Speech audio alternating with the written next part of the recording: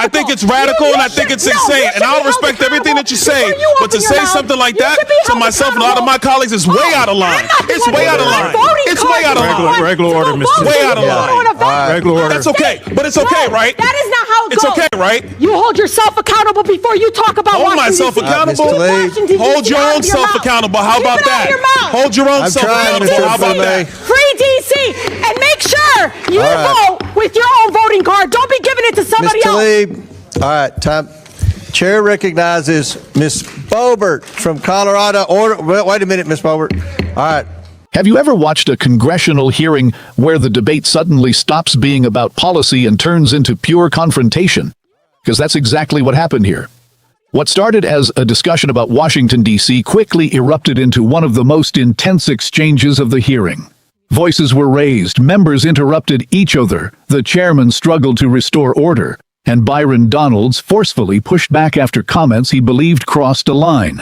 But here's what makes this moment so interesting. Despite some viral headlines claiming Rashida Tlaib was dragged out of Congress, that's not what happened during this hearing. The actual exchange is dramatic enough on its own, and today I'm breaking down what was really said, why the confrontation escalated, and how the hearing shifted into an entirely different debate over immigration and billions in taxpayer spending.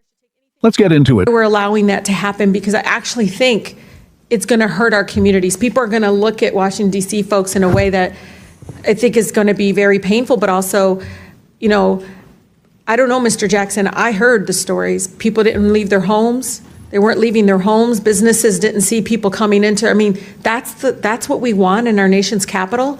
Stay in your house, don't move, don't go anywhere, stay fearful. It's unbelievable that my colleagues continue again to eject this narrative and this rhetoric in regards to, but I think it's important, Mr. Chair, just like in DC, home rule was one out of Black freedom struggle in the fight for civil rights. We can't be passive right now.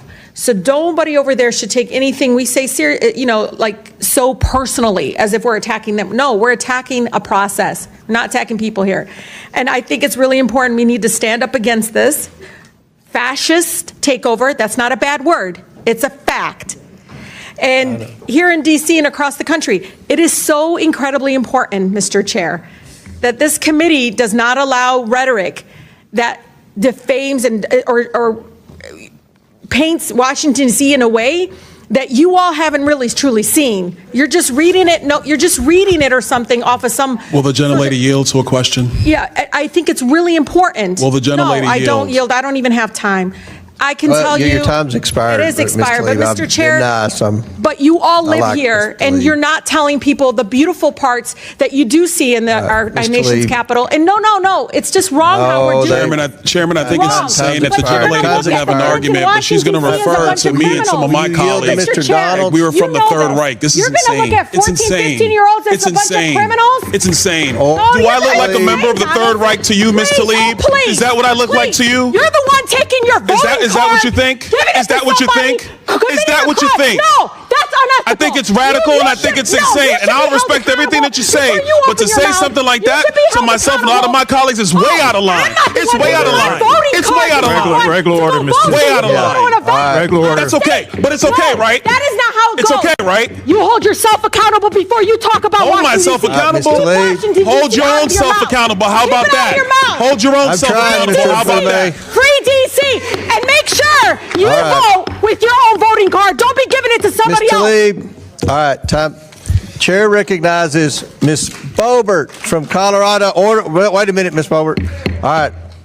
Order. Thank you, Chairman. This is my third term on the Oversight Committee. We've been talking about illegal immigration and oversight the entire time. I remember we had a group of this committee that went down to the El Paso section of the border. This was back in February, March of 2021. And during that time period, we were at one of the holding centers, and there were these buses that were coming to the detention facility, and they were picking up 30 kids, 50 kids at random, walking out of the facility. And when I went over to question the bus driver that was transporting these kids, border agents told me, as a member of Congress, that you're not allowed to question the bus driver. And of course, people knowing me, I didn't take no for an answer, and I repeated the question. And I was told that this bus of children was leaving El Paso and going to San Diego. And so what was occurring under the Biden administration is that they were busing unaccompanied minors all across the United States for one reason and one reason only. And that was because they did not want the press to see the pictures of kids in cages. They did not want to see our borders being overrun. They wanted to disperse that problem all through the United States. That is the reckless history of illegal immigration under Joe Biden and the Democrat Party. Mayor Johnston of Denver, you lamented earlier that there were 10 to 11 buses coming per day to your city. Did you ever talk to Joe Biden about why this was happening to your community? Thank you, Congressman. I both reached out to Governor Abbott from Texas. He didn't respond, and I did. Why would you reach out to Governor Abbott of Texas when it is Joe Biden, the former commander-in-chief, that opened up our borders? Why didn't you talk to him? Well, our buses directly were being sent from Governor Abbott in Texas, so that was why we reached out to say we're happy to collaborate on a coordinated entry system. We understand no one state or no one city should bear the entire brunt of this, but let's collaborate. But I did. So I'm glad you said that, because that brings me to my next point. Governor Abbott and Governor DeSantis, when they started moving illegal aliens out of their states who were bearing the brunt of what Joe Biden and Kamala Harris were doing, and they've sent them to Denver, they sent them to Chicago, they sent them to New York, they sent them to Martha's Vineyard. The reason why they did that is because you four could hide behind the realities of illegal immigration on border towns all through our country and on cities and states who did not want to see illegal immigration, but did not have the political representation to go to the White House. And only when it showed up on your doorstep did you get upset. Mayor Johnston, coming back to you, how much did your city spend on illegal immigration? Do you have a round number? Over the last couple of years on all newcomers, whatever their status was, it's around $79 million since 2022. $79 million. Mayor Johnson, Chicago. How much has the city of Chicago spent on illegal immigration? If you're referring to the 2022 up to 2024 of the buses coming from Texas, roughly the same percentage of the state of Texas, about 1% of our overall budget. What is that? Because we don't have the city's budget in front of me. Numbers. It's 1%, and if you want the actual calculation, we can make sure someone... You're the mayor. You don't have the math in front of you. It's 1% of the overall budget over the last 4 years. That's why you're a failing mayor. Which is Mayor the same Adams, number that was sent from us from the state of Texas. How much did the city of New York actually spend on illegal immigration? Mayor Johnson, I already asked you. You don't have a hard number. And if you don't have a hard number, you're not running your city well. Mayor Adams, how much did the city of New York actually spend on illegal immigration? $6.9 billion of taxpayer dollars. $6.9 billion of taxpayer money on a problem that was fostered on the American people. Mayor Wu, in the city of Boston, how much did you spend?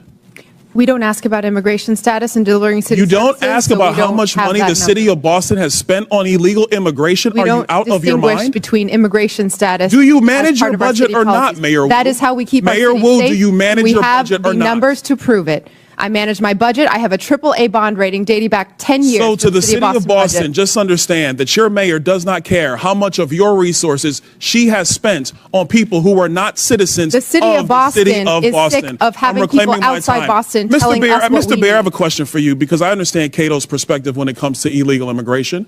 I understand that the Cato Institute for a long time has had a standard of actually having open immigration into the United States. Generally speaking, I don't want to get into specifics. We support legal immigration. We want immigration to be legal. So let me ask you this question, because one of the great libertarians of the modern era, Milton Friedman, famously said, you can either have open borders or a welfare state, but you have to choose.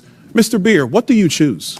Milton Friedman said he wanted to allow illegal immigration to continue. I disagree with Milton Friedman's position on that. We should have legal immigration and build a wall around the welfare state, not around the country. That's in the best interest of taxpayers. And I would argue that under the current system where you have sanctuary cities popping up, it is not possible to build that wall. So America has to choose. Mr. Beer, you're done. America has to choose between securing our nation or protecting the taxpayer. I choose secure the nation. The hearing started with a debate over Washington, D.C. and home rule.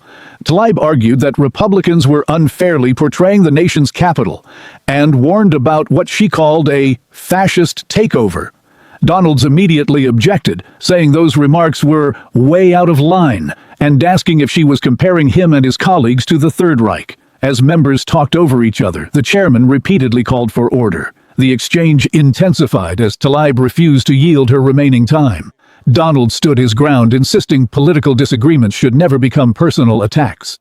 The room grew louder with repeated interruptions before the committee finally moved on. If you enjoy fact-based breakdowns of what really happens in Congress, subscribe to the channel and stay updated on the biggest hearings. The hearing then shifted to immigration.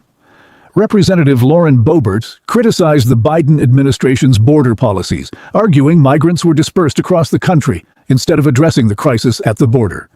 She questioned several big city mayors about how much the migrant influx had cost taxpayers.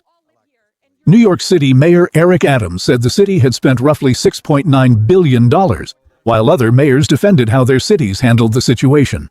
The hearing closed with a debate over immigration policy and government spending. While some online videos claim Tlaib was removed from the hearing, the transcript does not support that claim. What it does show is a heated confrontation, repeated calls for order, and a sharp policy debate over immigration, city budgets, and political rhetoric. Congressional hearings often produce memorable political moments, but context matters. This hearing featured an intense clash between Byron Donalds and Rashida Tlaib over political rhetoric, followed by a lengthy debate over immigration policy, city budgets, and billions of taxpayer dollars. Supporters of Donalds will likely see his response as a firm defense against what he viewed as inflammatory accusations. Supporters of Tlaib may argue she was criticizing political actions rather than individuals. Regardless of where you stand politically, one thing is clear: the hearing exposed deep divisions over immigration, public spending, and the language lawmakers use when debating one another. What do you think?